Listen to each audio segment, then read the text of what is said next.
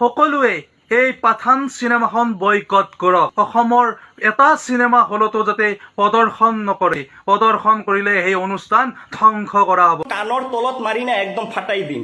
শাহৰুখ খানৰ bathroom clean করার যোগ্যতা তোর আছে নেকি? হ্যান্ডসাম চেহারা, কুত্তাই মারে ক্যামেরা, বাপে নাই ইনকাম, পোলাই করে তেরে নাম। কিরে রবি চেঙ্গু, এইটো যিজন মানে কৈ গলে যে অসমত মানে তেও অসমৰ চিনেমা হল বিলাকত মানে পাঠান নামৰ চিনেমাখন চলাব নিদিব। দেই তুই কোন ৰে? দেই কেনা পুণ্ডা ইনাটা চলৰা? তুই কোন হয়? তুই অসমৰ কোনো মানে আইনী বিষয়া নেকি?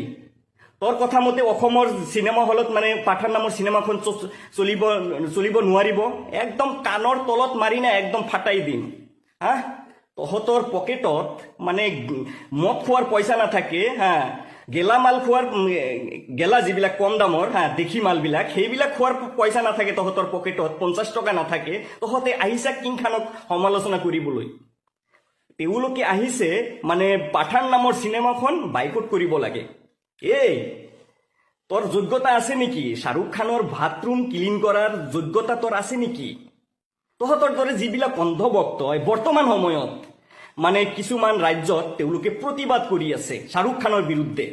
মই কিন্তু আপোনালোকে ভুল নুবুজিব, মই কিন্তু শাহৰুখ খানক ব্যক্তিগতভাৱে সিমানখিনি মানে পছন্দ নকৰো। কিন্তু বৰ্তমান সময়ত শাহৰুখ খানে আন্তঃৰাষ্ট্ৰীয় পৰ্যায়ত যেনেকৈ মানে সুনাম কঢ়িয়াই আনিছে, তাত বাবে মই এজন ভাৰতীয় মুছলিম হিচাপে अपनी कुर्सी पेटी बांध लो, मौसम बिगड़ने वाला है। রবি সিংহু হিচাপে কাটাৰত লৈ গৈ আন্তঃৰাষ্ট্ৰীয় মঞ্চত তেওঁক সন্মান জনাই আছে। আৰু তাত কেৱল সন্মানেই নহয়, শাহৰুখ খানৰ যিটো চিনেমা পাঠান, সেই চিনেমাখন ইণ্টাৰনেশ্যনেল মানে আন্তঃৰাষ্ট্ৰীয় মঞ্চত তেওঁলোকে মানে প্ৰমোট কৰি আহিছে।